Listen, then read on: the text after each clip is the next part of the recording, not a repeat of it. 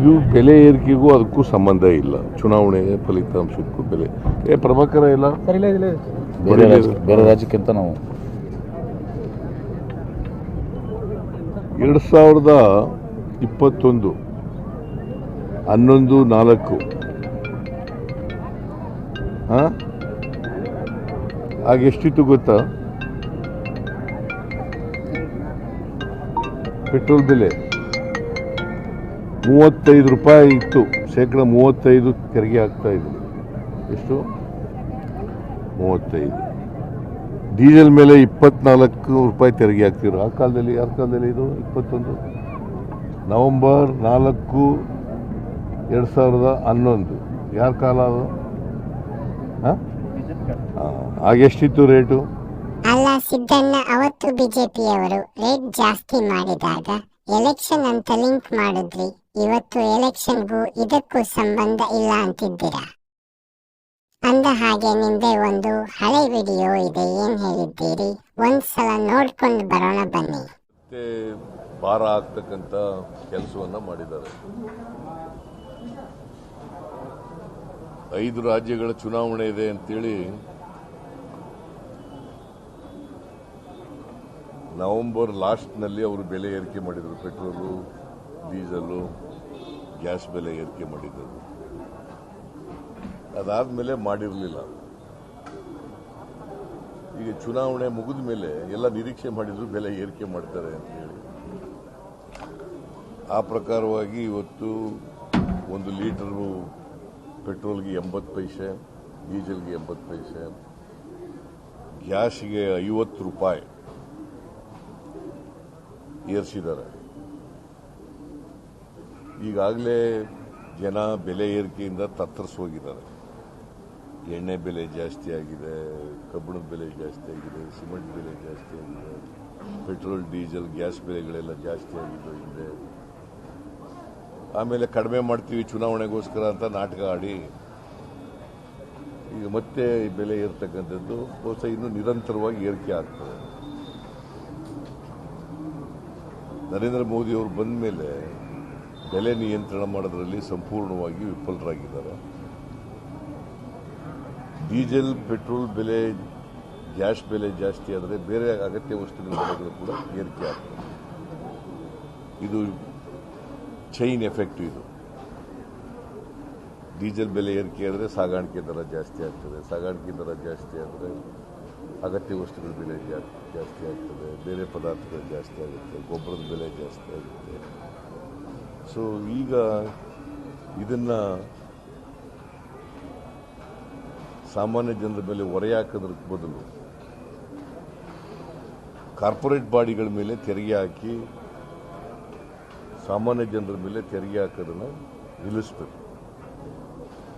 Corporate ಬಾಡಿಗಳ ಮೇಲೆ ಆಗ್ತಿದ್ದಂಥ ತೆರಿಗೆ ಕಡಿಮೆ ಮಾಡಿದ್ದಾರೆ, ಸಾಮಾನ್ಯ ಜನರ ಮೇಲೆ ಆಗ್ತಕ್ಕಂಥ ತೆರಿಗೆಯನ್ನು ಹೆಚ್ಚು ಮಾಡಿದ್ದಾರೆ. ಅದರಿಂದ ನಾನು ಈ ಬೆಲೆ ಏರಿಕೆಯನ್ನು ವಿರೋಧ ಮಾಡ್ತೀನಿ. ಕೇಂದ್ರ ಸರ್ಕಾರ ಸಾಮಾನ್ಯ ಜನರ ಮೇಲೆ ಬೆಲೆ ಏರಿಕೆ ಆಗೋದನ್ನು ನಿಲ್ಲಿಸಬೇಕು, ಬೆಲೆ ಏರಿಕೆ ಮಾಡೋದನ್ನು ನಿಲ್ಲಿಸಬೇಕು. ಪೆಟ್ರೋಲ್, ಡೀಸೆಲ್ ಬೆಲೆ, ಗ್ಯಾಸ್ ಬೆಲೆ ಏರಿಕೆ ಮಾಡೋದನ್ನು ನಿಲ್ಲಿಸಬೇಕು. ಈಗ ಮಾಡಿರೋದನ್ನು ವಾಪಸ್ ತಗೋಬೇಕು. ಮತ್ತು ಯಾರು ಶ್ರೀಮಂತರಿದ್ದಾರೆ, ಯಾರು ಎದ್ವತ್ತದ್ವ ಆಸ್ತಿ ಸಂಪಾದನೆ ಮಾಡ್ಕೊಂಡಿದ್ದಾರೆ, ಆ ಜನರ ಮೇಲೆ ತೆರಿಗೆ ಹಾಕಬೇಕು ಅಂತ ಹೇಳಿ. ಇದೊಂದು ಬದುಕಿ, ಇದೊಂದು ಜನ್ಮವೇ, ಎಂತಹ ದುರ್ವಿಧಿ, ಇದೆಂತಹ ದುರ್ವಿಧಿ. ನೋಡಿದ್ರ, ಇದು ನಿಮ್ಮದೇ ವಿಡಿಯೋ. ಇವಾಗ ಇದು ಚೈನ್ ಲಿಂಕ್ ಅಂತ ನಿಮಗೆ ಅನ್ನಿಸೋದಿಲ್ವಾ? ಪೆಟ್ರೋಲ್ ಜಾಸ್ತಿ ಆದ್ರೆ ಬೇರೆ ಅಗತ್ಯ ವಸ್ತುಗಳ ಬೆಲೆ ಜಾಸ್ತಿ ಆಗಲ್ವಾ? ಇದನ್ನೆಲ್ಲ ಬಿಟ್ಟು ತಮಿಳುನಾಡಲ್ಲಿ ಇನ್ನ ಜಾಸ್ತಿ ಇದೆ, ಅಲ್ಲಿ ಜಾಸ್ತಿ ಇದೆ, ಇಲ್ಲಿ ಜಾಸ್ತಿ ಇದೆ ಅಂತಿರಲ್ಲ. ಅದಕ್ಕೆ ರಂಗಣ್ಣ ನಿಮಗೆಲ್ಲ ಒಂದು ಸ್ಪೆಷಲ್ ಕ್ಲಾಸ್ ತಗೊಂಡಿದ್ದಾರೆ. ಬನ್ನಿ ನೋಡ್ಕೊಂಡು ಬರೋಣ ಬನ್ನಿ. ಸರ್ಕಾರಕ್ಕೆ ಬರಲೇಬೇಕು ಎಂಬ ಹಠದಲ್ಲಿ ಗ್ಯಾರಂಟಿಗಳನ್ನ ಆರ್ಥಿಕ ತಜ್ಞರ ಜೊತೆ ಸರಿಯಾಗಿ ಚರ್ಚಿಸದೆ ಉಡಾಫೆ ಹೊಡೆದುಕೊಂಡು ತಂದ ಮೇಲೆ ಈಗ ಅದನ್ನೇ ಮುಂದುವರಿಸಿ ಮತ್ತೊಮ್ಮೆ ನಮ್ಮಿಂದಾನೇ ಕಿತ್ತುಕೊಂಡು ನಮಗೆ ಕೊಡುವ ತಂತ್ರಕ್ಕೆ ರಾಜ್ಯ ಸರ್ಕಾರ ಶರಣಾದಂತೆ ಇದೆ. ರಾಜ್ಯ ಸರ್ಕಾರ ಸುಸ್ತಾಗಿ ಹೋಗಿದೆ, ಅದರ ಬಳಿ ಹಣವಿಲ್ಲ. There is a very simple clear statement of economic condition ಇವತ್ತು ಕರ್ನಾಟಕದ್ದು. ಗ್ಯಾರಂಟಿ ಯೋಜನೆಗಳಿಗೆ ಹಣ ಒದಗಿಸಬೇಕು ಒಂದು ಕಡೆ, ಬಿಕಾಸ್ ಕೊಟ್ಟ ಮಾತನ್ನು ಈಡೇರಿಸಬೇಕು ಇವರು. ಅಲ್ಲದೆ ದೇಶವ್ಯಾಪಿ ಹೇಳಿರೋದೇನು, ಕರ್ನಾಟಕದ ಮಾಡೆಲ್ ನೋಡಿ ಅಂತ ಹೇಳಿದ್ದಾರೆ. ಹಾಗಾಗಿ ಮರ್ಯಾದೆ ಉಳಿಸಿಕೊಳ್ಳಬೇಕು. ಇನ್ನೊಂದು ಕಡೆ MLAಗಳು ತಪರಾಕಿ ಹಾಕೋ ಲೆವೆಲ್ಗೆ ಬಂದಿದ್ದಾರೆ, ಅಭಿವೃದ್ಧಿಗೆ ಕಾಸಿಲ್ಲ ಅಂತ. ಎರಡರ ಮಧ್ಯೆ ತಗಲಿ ಹಾಕಿಕೊಂಡಿರುವಂಥ ರಾಜ್ಯ ಸರ್ಕಾರ ಎಕ್ಸ್ಪೆನ್ಸಸ್, ರೆವಿನ್ಯೂ ಆ್ಯಂಡ್ ಎಕ್ಸ್ಪೆಂಡಿಚರ್ನ ಮ್ಯಾಚ್ ಮಾಡೋಕ್ಕೆ ಈಗ ಪೆಟ್ರೋಲ್ಗೆ ಮೊರೆ ಹೋಗಿದೆ. ನಿಮ್ಮ ತಲೆಯ ಮೇಲೆ ಪೆಟ್ರೋಲ್ಗೆ 3 ರೂಪಾಯಿ, ಡೀಸೆಲ್ಗೆ 3.5 ರೂಪಾಯಿನ ಅಮರಿದೆ. ಕೇಳಿದ್ರೆ ನಿಮಗೇ ಕೊಡ್ತಾ ಇದ್ದೀವಿ ಅಂತ. ನಮ್ಮ ದುಡ್ಡು ತಗೊಂಡು ನಮಗೇ ಕೊಡೋಕ್ಕೆ ಇವರಂಥವ್ರೊಬ್ಬರು ಬೇಕು. ಇರಲಿ, ಈ ಶಾಕು ಹೀಗೆ ಬರುತ್ತೆ ಅಂತ ನಾನು ಲೆಕ್ಕ ಹಾಕಿರಲಿಲ್ಲ. ಮೊನ್ನೆ ಲೋಕಸಭಾ ಚುನಾವಣೆ ಮುಗಿದ ನಂತರ ಕಾಮನ್ ಸೆನ್ಸ್ ಇರಬಹುದಾದ ರಾಜ್ಯ ಸರ್ಕಾರದಲ್ಲಿ ಯಾರಾದರೂ ಕೆಲವರು ಕುಳಿತುಕೊಂಡು ಬಡವರು ಅಂದರೆ ಏನು, ಯಾರಿಗೆ ಇದನ್ನು ತಲುಪಿಸಬೇಕು ಎಂಬುದರ ಬಗ್ಗೆ ಯಾದರೂ ಚರ್ಚೆ ಮಾಡ್ತಾರೆ ಅಂದ್ಕೊಂಡಿದ್ದೆ. ಆದರೆ ಆ ಚರ್ಚೆ ಮಾಡಲಿಲ್ಲ. ಮತ್ತೆ ಸಾಮಾಜಿಕ ನ್ಯಾಯ ಅಂತ ಅಂದ್ಕೊಂಡು ಮುಂದುವರಿಸುವ ಗ್ಯಾರಂಟಿಯನ್ನು ಜನರ ಮುಂದೆ ಖಾತರಿಯಾಗಿ ಇಟ್ಟರು. ಆ ಗ್ಯಾರಂಟಿ ಖಾತರಿಯ ಪರಿಣಾಮ ಇವತ್ತಿನ ಪೆಟ್ರೋಲ್ ಕತೆ. What have you done to Karnataka? Destroyed the ಎಕಾನಮಿನಪ್ಪ ನೀವುಗಳು ಸಿಗಾಕೊಂಡು. ಆಲೋಚನೆಯೂ ಮಾಡಿದ್ರೆ ಹೀಗೆ ಆಗೋದು.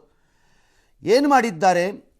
ಕೇಂದ್ರ ಸರ್ಕಾರ ಪೆಟ್ರೋಲ್ ದರವನ್ನು ಹೆಚ್ಚಿಸಿಕೊಳ್ಳುವುದಕ್ಕೆ ಜಾಗ ಇದೆ, ಬಿಕಾಸ್ ಅವ್ರಿಗೆ ಅದಕ್ಕೆ ಅಧಿಕಾರ ಇದೆ. ಇವರು ಮಾಡಿರೋದೇನು? ಒಳಮಾರ್ಗದಲ್ಲಿ ಹೋಗಿದ್ದಾರೆ. ರಾಜ್ಯ ಸರ್ಕಾರ GSTಯ ವ್ಯಾಪ್ತಿಯಲ್ಲಿ ಇಲ್ಲದಿರುವುದರಿಂದ ಪೆಟ್ರೋಲ್ ಡೀಸೆಲ್ ತನ್ನ ಪಾರ್ಟಿನ ಸೇಲ್ಸ್ ಟ್ಯಾಕ್ಸನ್ನು ಬಾಯಿಗೆ ಬಂದಂಗೆ ರೈಸ್ ಮಾಡಿ ಬಿಸಾಕಿದ್ರು, ತಗೊಳ್ಳಿ ಅಂತ. ಟ್ಯಾಕ್ಸ್ ಹಿನ್ನೆಲೆಯಲ್ಲಿ ಈಗ ನೀವು ನಾಳೆಯಿಂದ 3 ರೂಪಾಯಿ ಪೆಟ್ರೋಲ್ಗೂ 3.5 ರೂಪಾಯಿನ ಡೀಸೆಲ್ಗೂ ಕೊಡಬೇಕು. ಕೇಳಿದರೆ ನಿಮ್ಮ ಹೆಂಡತಿಗೆ 2,000 ರೂಪಾಯಿ ಬರ್ತಿದೆ, ನಿಮ್ಮ ಮನೆಯವರು ಯಾರೋ ಬಸ್ಸಲ್ಲಿ ಹೋಗ್ತಿದ್ದಾರೆ ಅಂತ ಹೇಳ್ತಾರೆ. ನಿಮ್ಗೆ ಹೇಳಿದ್ವಾ? ಆಲೋಚನೆ ಮಾಡದೆ, ಆರ್ಥಿಕ ವಿಚಾರಗಳಲ್ಲಿ ಲೆಕ್ಕಾಚಾರ ಹಾಕದೆ ಗ್ಯಾರಂಟಿ ಮಾಡಿ ಅಂತ ಹೇಳಿದ್ವಾ?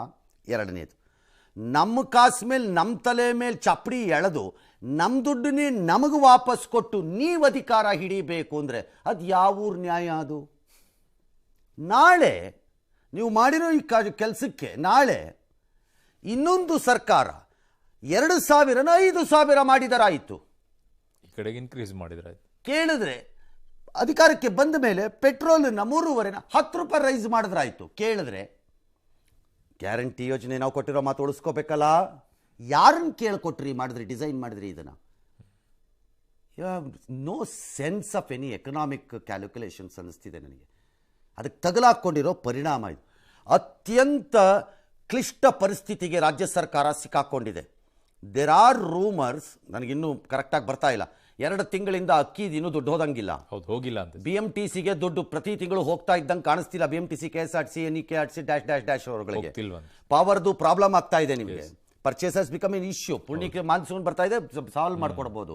ಯುವ ನಿಧಿ ಏನಾಗಿದೆಯೋ ಗೊತ್ತಿಲ್ಲ, ಅದು ಸ್ಟ್ರಕ್ ಆಗಿ ಕೂತಿದೆ, ಗೊತ್ತಿಲ್ಲ ನನಗೆ, ಅದೆಲ್ಲ ಹೋಗುತ್ತೋ ಏನೋ. ಇದ್ರ ಮಧ್ಯದಲ್ಲಿ ರಾಜ್ಯ ಸರ್ಕಾರಿ ನೌಕರದ್ದು ದುಡ್ಡು ಬರುತ್ತೀಗ ಒಳಕ್ಕೆ 6,000-7,000 ಕೋಟಿ ತಗಲಾಕೊಂಡಿದ್ದೀರಿ ಅಷ್ಟೇ. ಅದನ್ನು ಒಪ್ಪಕ್ಕೆ ರೆಡಿ ಇಲ್ಲ. ಜಟ್ಟಿ ಬಿದ್ದರೂ ಮೀಸೆ ಮಣ್ಣಾಗಲಿಲ್ಲ ಅಂತ ತಿರುಕೊಂಡು ಓಡಾಡ್ತಿದ್ದೀರಿ. This is a clear case of ನನ್ನ ಜೋಬಿಂದ ತೆಗೆದು ಎಲ್ಲರಿಗೂ ಕೊಟ್ಟು ನಿನಗೇ ಕೊಟ್ಟಿದ್ದೇನೆ ಅಂತ ಹೇಳಿ ನಾನು ಕೊಟ್ಟಿದ್ದೇನೆ ಅಂತ ಫೋಟೋ ತೆಗೆಸೋದಿದು. Nothing but that. ಬರ್ತೀನಿ, ಒಂದೊಂದಾಗಿ ಹೇಳ್ತೀನಿ, ನೋಡ್ಕೊಳ್ಳಿ. ಐ ಸ್ಟಿಲ್ ಸೇ ನಿಮ್ಮ ಗ್ಯಾರಂಟಿಗಳು ರಾಂಗ್ ಆರ್ ರೈಟ್ ಅಂತ ನಾನು ವ್ಯಾಖ್ಯಾನ ಮಾಡ್ತಿಲ್ಲ. ಯಾರಿಗೆ ಮಾಡಬೇಕು ಅನ್ನೋ ಕನಿಷ್ಠ ಪ್ರಜ್ಞೆ ಮತ್ತು ಆಲೋಚನೆಯೂ ಇಲ್ಲದೆ ವಿಪರೀತವಾದ ಸೋಷಿಯಲಿಸ್ಟಿಕ್ ಥಾಟ್ಗಳು ಮಾಡಿದ್ದಕ್ಕೆ ತಗಲಾಕೊಂಡಿರೋದು ನೀವೀಗಿಲ್ಲಿ. ನಾನು ಈಗಲೂ ಹೇಳ್ತೀನಿ, ಗಾರ್ಮೆಂಟ್ ಫ್ಯಾಕ್ಟ್ರಿಗೆ ಹೋಗೋ ಹೆಣ್ಣು ಮಗು ಬಸ್ಸಲ್ಲಿ ಫ್ರೀ ಆಗಿ ಹೋದರೆ ಅದು ತಪ್ಪಲ್ಲ. 8,000, 7,000, 9,000, 10,000 ಬರುತ್ತಾ ಹೆಣ್ಮಗುಗೆ. ಆದರೆ ರಾಜ್ಯ ಸರ್ಕಾರದಲ್ಲಿ ನೌಕರಿಯಲ್ಲಿರುವಂತಹ ವಿವಿಧ ಇಲಾಖೆಗಳು, ನನಗೆ ಅವ್ರ ಬಗ್ಗೆ ವಿರೋಧ ಏನಿಲ್ಲ, ಅವ್ರಿಗೆ ಟ್ರಾನ್ಸ್ಪೋರ್ಟ್ ಅಲಯನ್ಸ್ ಕೊಡ್ತೀರಿ. Come on, what is your policy? Transport alliance ಕೊಡ್ತೀರಿ, DA ಬರುತ್ತೆ ಅವರಿಗೆ, DA ರೈಸ್ ಮಾಡ್ತೀರಿ. ಪ್ರೈವೇಟ್ ಅಲ್ಲಿ ರೈಸು ಆಗಲ್ಲ, DAಗಳು DA ರೈಸ್ ಆಗತ್ತೆ. ಟ್ರಾನ್ಸ್ಪೋರ್ಟ್ ಅಲೋಯನ್ಸ್ ಕೊಡ್ತೀರಿ. ಅವರು ಆ ಹೆಣ್ಣು ಮಕ್ಕಳಲ್ಲಿ ಯಾರೋ ಒಂದು 5% ನಾವು ದುಡ್ಡು ಕೊಡ್ತೀವಿ ಅಂದಿರ್ಬೋದು, ಉಳಿದವರು ಟಿಕೆಟ್ ಇಲ್ಲದೆ ಪ್ರಯಾಣ ಮಾಡ್ತಾರೆ. Those who take transport allowance. Whereas ನಿರುದ್ಯೋಗಿ ಯುವಕ ಕೆಲಸ ಹುಡುಕಕ್ಕೆ ಕಾಸು ಕೊಟ್ಟು ಬಸ್ ಹತ್ಬೇಕು ಅವನು. Look at the irony of what you have created ಈ ಕರ್ನಾಟಕಕ್ಕೆ. ಇನ್ನು ಬ್ಯೂಟಿಫುಲ್ ರಾಜ್ಯ ಸರ್ಕಾರದ ನೌಕರಿ ಹಿಡ್ಕೊಂಡು ಟ್ರಾನ್ಸ್ಪೋರ್ಟ್ ಅಲಯನ್ಸ್ ಇರೋರು ಕಾಸು ಕೊಡದೆ ಹತ್ತುತ್ತಾರೆ. ಆದರೆ ಉದ್ಯೋಗ ಹುಡುಕುತ್ತಿರುವ ಯುವಕ ಕಾಸು ಕೊಟ್ಟು ಓಡಾಡಬೇಕು. ಕಾಸು ಕೊಟ್ಟು ಓಡಾಡಬೇಕು. This is your policy of socialism ಏನೋ. This is nothing but political game ಅನ್ನ ಪಬ್ಲಿಕ್ ಮನಿಲಿ ಆಡ್ತಾ ಇರೋದಿದು. ಬಟ್ ಲೋಕಸಭೆ ಆದ್ಮೇಲೆ ಒಂದು ತುಂಬಾ ಕ್ಲೀನ್ ಆಗಿ ಒಂದು ಸ್ಟ್ರಕ್ಚರ್ ಅನ್ನ ಮಾಡಬಹುದಾಗಿತ್ತಲ್ಲ ಸರ್ ಈ ವಿಚಾರ. ಮಾಡಬೇಕಾಗಿತ್ತು. I wish they had done it. Yes, ಒಂದು ಕಮಿಟಿ ಕಾನ್ಸ್ಟಿಟ್ಯೂಟ್ ಮಾಡಿ ಯಾರಿಗೆ ಕೊಡಬೇಕು ಅನ್ನೋದ್ರ ಬಗ್ಗೆ ನಿರ್ದಿಷ್ಟವಾದ ನೀತಿ ನಿರೂಪಣೆಗಳನ್ನು ತಂದ್ಕೋಬೇಕಾಗಿತ್ತು. ಫಿಲ್ಟರ್ ಮಾಡ್ಕೋಬೇಕು. ಹಾ, ಈಗೇನು ಮಾಡಿದ್ರು ನೋಡ್ಕೊಳ್ಳಿ. ತಕ್ಷಣದಿಂದ ಜಾರಿಗೆ ಆರ್ಥಿಕ ಇಲಾಖೆ ಸಲಹೆ ಮೇರೆಗೆ ಅಂತೆ. ಆರ್ಥಿಕ ಇಲಾಖೆ 1000 ಸಲಹೆ ಕೊಡುತ್ತೆ. ಹಂಗನ್ಬಿಟ್ಟು ಲೋಕಸಭೆ ಚುನಾವಣೆಗೆ ಮೊದಲು ಈ ಪ್ರಸ್ತಾಪ ಬಂದ್ಬಿಟ್ಟಿತ್ತು. ಚುನಾವಣೆ ಇತ್ತಲ್ಲ, ಮಾಡಿರಲಿಲ್ಲ. ಈಗ ಒಪ್ಪಿಗೆ ಕೊಟ್ಟಿದ್ದೀವಿ, ಕೊಡಿ. ನಾಳೆ ಬಿಜೆಪಿನವರು ಇದರಲ್ಲಿ ಹಾಕಿ, ನಿಮ್ದು ಮ್ಯಾನಿಫೆಸ್ಟೋನಲ್ಲಿ ಪ್ರಣಾಳಿಕೆಯಲ್ಲಿ 5,000 ಅಂತ ಹಾಕ್ರಿ. ಯಾರಪ್ಪನ ಮನೆ ಕಾಸು ಹಾಕಿ 5,000, 50 ಯೂನಿಟ್ ಬೇಡ, 100 ಯೂನಿಟ್ ಅಂತ ಹಾಕ್ರಿ. ಹೆಣ್ಮಕ್ಳಿಗೆ ಯಾಕೆ, ಗಂಡು ಮಕ್ಳಿಗೂ ಫ್ರೀ ಅಂತ ಹಾಕ್ರಿ. ಎಲ್ಲ ಫ್ರೀ ಹಾಕ್ರಿ. ಆಮೇಲೆ ಟ್ಯಾಕ್ಸ್ ಹಾಕ್ರಿ. ಕೇಳಿದ್ರೆ ಗ್ಯಾರಂಟಿಗೆ ಬೇಕಲ್ಲಪ್ಪ, ನಾವೇ ಕೊಟ್ಟಿರೋದು ಅನ್ರಿ. ನೀವು ಅಧಿಕಾರನ ಹಿಡ್ಕೊಳ್ರಿ, ನೆಮ್ಮದಿಯಾಗಿ ಮನೆ ಕಟ್ಕೊಂಡಿರ್ರಿ. What is this? ಎಡಗೈ ಕೊಟ್ಟು ಬಲಗೈನಲ್ಲಿ ತಪರಾಕಿಯಾಗಿ ಕಿತ್ಕೊಳ್ಳೋಂಥ economics. This is bad economics. ಇದು ನಾನು ಗ್ಯಾರಂಟಿ ಸ್ಕೀಮ್ಗಿನ್ನೂ ಹೇಳೇ ಇಲ್ಲ ನಾನು. ಬಟ್ 14-15 ಬಾರಿ ಬಜೆಟ್ ಮಾಡಿ ಸಿದ್ದರಾಮಯ್ಯನವರಿಂದ ನಿರೀಕ್ಷೆ ಮಾಡಿರಲಿಲ್ಲ. ಅಲ್ಲ, ಹಿ ಹ್ಯಾಸ್ ನೋ ಆಪ್ಷನ್. ಸಿದ್ದರಾಮಯ್ಯನವ್ರನ್ನ ಕೇಳಿ ಗ್ಯಾರಂಟಿ ಡಿಸೈನ್ ಆಗಿದೆ ಅಂತ ನನಗೆ ಅನ್ಸೇ ಇಲ್ಲ. I don't think he has been consulted on this guarantee. Because ಅವ್ರನ್ನ ಕನ್ಸಲ್ಟ್ ಮಾಡಿ ಕರೆಕ್ಟಾಗಿ ಮಾಡ್ಕೊಂಡಿದ್ರೆ ಅದು ಗೊತ್ತಾಗ್ತಿತ್ತು ಅವ್ರಿಗೆ. ಆಗಲ್ಲ ಇದು ಇಷ್ಟು ದುಡ್ಡನ್ನ ಮ್ಯಾನೇಜ್ ಮಾಡಕ್ಕೆ ಹಂಗೆ ಘೋಷಣೆ ಮಾಡಿಲ್ಲ. ಬೇರೆ ಯಾರೋ ಕೂತ್ಕೊಂಡ್ರು ತೀರ್ಮಾನ ಮಾಡಿದ್ರು. ಸುರ್ಜೇವಾಲಾ ಹೇಳಿದ್ರು 40% ಹಣನ ಬೊಮ್ಮಾಯಿ ಸರ್ಕಾರದಲ್ಲಿ ಲಂಚದ ರೂಪದಲ್ಲಿ, ಕಮಿಷನ್ ರೂಪದಲ್ಲಿ ತಿಂದು ಬಿಡ್ತಿದ್ದಾರೆ, ಅದರಲ್ಲೇ ಮ್ಯಾನೇಜ್ ಮಾಡಬಹುದು ಅಂತ. ಎಲ್ಲೋಯ್ತಪ್ಪ 40% ಸೇವಿಂಗು? ಈಗ ಇದರಲ್ಲಿ ತಕೊಳ್ಳೋದು ಎಲ್ಲೋಯ್ತು? Even chief minister as a finance minister ಹೇಳ್ತಿದ್ರಿ, ಎಷ್ಟು ದುಡ್ಡು ಬೇಕಾದರೂ ಇದೆ, ದುಡ್ಡಿಗೇನು ಕೊರತೆ ಇಲ್ಲ. ಎಲ್ಲಿದೆ ದುಡ್ಡು? ದುಡ್ಡು ಇದ್ದರೆ ಇದ್ಯಾಕೆ 40% ಉಳಿಸಿದ್ರೆ ಸಾಕಾಗಿತ್ತಲ್ಲ ನಿಮ್ಮ ಪ್ರಕಾರ? ಬೇರೆ ಯಾವುದೋ ಅಗತ್ಯತೆ ಬೇಕಾಗಿರ್ಲಿಲ್ವಲ್ಲ? ಎಲ್ಲೋಯ್ತೀಗ 40% rule? No, this is bad economics, bad governance, and ನಾಳೆಗಳನ್ನ ಕರಾಳ ಮಾಡ್ತೀರಿ ನೀವುಗಳು ಸೇರ್ಕೊಂಡು, ರಾಜಕಾರಣಿಗಳು ಎಲ್ಲ ಪಕ್ಷದವರು ಸೇರೇ ಹೇಳ್ತಿರೋದು ನಾನು. ಅಲ್ಲ, ಬರೀ ಪೆಟ್ರೋಲ್ ಡೀಸೆಲ್ ಮೇಲೆ ಅಷ್ಟೇ ಅಲ್ಲ ಸರ್, ಬೇರೆ ಬರೋಣ ಸರ್. ಈಗ ಆದೇಶ ಹೀಗಾಗಿದೆ. ಹಿಂದಿನ ಸರ್ಕಾರದಲ್ಲಿ ಏನೇನೋ ಇತ್ತು, ಡ್ಯಾಶ್ ಡ್ಯಾಶ್. ಈಗ ಒಂದು 3%, 3% ಆ ಪರ್ಸೆಂಟೇಜ್ ಎಲ್ಲ ತಗೊಂಡು ಹಿಂದಿನ ಸರ್ಕಾರ, ಮುಂದಿನ ಸರ್ಕಾರ, ನಿನ್ನೆ ಸರ್ಕಾರ, ನಾಳೆ ಸರ್ಕಾರ ಅಲ್ಲ. ಡೀಸೆಲ್ ದರ 3.5 ರೂಪಾಯಿ, ಪೆಟ್ರೋಲ್ ದರ 3 ರೂಪಾಯಿ ಅಷ್ಟೇ ನಮಗೆ ಬೇಕಾಗಿರೋದು. ಇಂಪಾರ್ಟೆಂಟ್. ಹೇಳಿದ್ರೆ ಕೇಳಲಿಲ್ಲ ಚುನಾವಣೆ ಟೈಮಲ್ಲಿ. ಕ್ಯಾಲ್ಕುಲೇಟ್ ಮಾಡಿ. ಈಗೇನು ಮಾಡ್ತಿದ್ದಾರೆ? ಎಲ್ಲದ್ರ ಮೇಲೂ ಏರಿಕೆ ಮಾಡಿ, ನೆರೆ ರಾಜ್ಯಗಳಿಗೆ ಹೋಲಿಸಿದರೆ ನಾವು ಕಡಿಮೆ. ಅಯ್ಯೋ, ನಿಮ್ಮ ಲಜ್ಗೆಟ್ಟವರು ಕಂಡ್ರಿ ನೀವೆಲ್ಲ. ನಿಜವಾಗ್ಲು ಐ ಟೆಲ್ ಯು ಆನೆಸ್ಟ್ಲಿ ಹೇಳ್ತೀನಿ, ಐ ಆಮ್ ಡೀಪ್ಲಿ ಡಿಸ್ಟ್ರೆಸ್ಡ್. ಈ ರೀತಿ ಎಕನಾಮಿಕ್ಸ್ ಮಾಡ್ತೀರಿ ಅಂದ್ಕೊಳ್ಳಿಲ್ಲ ನಾನು. ನೆರೆ ರಾಜ್ಯಗಳಿಗೆ ಹೋಲಿಸಿ ಯಾರಿಗೆ ಕಂಪೇರ್ ಮಾಡ್ಕೋಬೇಕು ನೀವು? ಗುಡ್ಗೆ ಕಂಪೇರ್ ಮಾಡ್ಕೋತೀರೋ, ಬ್ಯಾಡಿಗೆ ಕಂಪೇರ್ ಮಾಡ್ಕೋತೀರೋ? ಕೇರಳ ಕಂಪೇರ್ ಮಾಡ್ತೀರಿ, ಎ ಬ್ಯಾಂಕ್ರಪ್ಟ್ ಸ್ಟೇಟ್. ಬಿಹಾರಿಗೆ ಕಂಪೇರ್ ಮಾಡ್ಕೋತೀರಾ, ಎ ಬ್ಯಾಂಕ್ರಪ್ಟ್ ಸ್ಟೇಟ್ ಆಲ್ಮೋಸ್ಟ್. ಯಾರಿಗೆ ಕಂಪೇರ್ ಮಾಡ್ಕೋಬೇಕು ನೀವು? ಗುಡ್ ಡೆಲ್ಲಿಗೆ ಯಾಕೆ ಕಂಪೇರ್ ಮಾಡಬಾರ್ದು? ಕಂಪೇರ್ ಮಾಡಿ. ಅತ್ಯಂತ ಸಮೃದ್ಧ ಭರಿತ ರಾಜ್ಯ ಇದು. ಯಾಕೆ? ದೇಶದಲ್ಲಿ 2ನೇವರು 3ನೇವರು ನಾವು ಟ್ಯಾಕ್ಸ್ ಕಟ್ತಾ ಇರೋದು, ನಮ್ಮ ತೆರಿಗೆ ನಮ್ಮ ಹಕ್ಕು ಅಂದ್ರಲ್ಲ.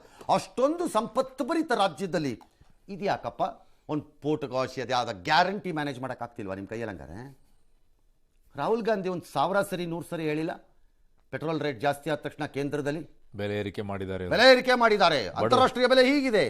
ಈಗೇನು ಹೇಳ್ತೀರಿ ನೀವು? ಬಡವರು ಬದುಕೋದು ಹೆಂಗೆ? ಈಗೇನು ಹೇಳ್ತೀರಿ? ನೆರೆ ರಾಜ್ಯಕ್ಕೆ ಹೋಲಿಸ್ತೀರಾ? ನೆರೆ ರಾಜ್ಯಕ್ಕೆ why don't you compare yourself with good people? Bad people ಜೊತೆ ಯಾಕೆ ಕಂಪೇರ್ ಮಾಡ್ತೀರಿ? ಅವನು 6 ಮರ್ಡರ್ ಮಾಡಿದ್ದಾನೆ, ನಾನು ಇನ್ನೂ 3 ಮರ್ಡರ್ ಮಾಡಿರೋದು ಅಂತ ಯಾಕೆ ಹೇಳ್ತೀರಿ? ನಾವು ಮಾಡೋದೇ ಇಲ್ಲ ಅಂತ ಹೇಳೋದು. ಮರ್ಡರ್ ಮಾಡದೇ ಇರೋನ್ ಜೊತೆ ತಾನೇ ಕಂಪೇರ್ ಮಾಡ್ಕೋಬೇಕು. Exactly. This is sheer political arrogance ಇದು ನನ್ನ ಪ್ರಕಾರದಲ್ಲಿ.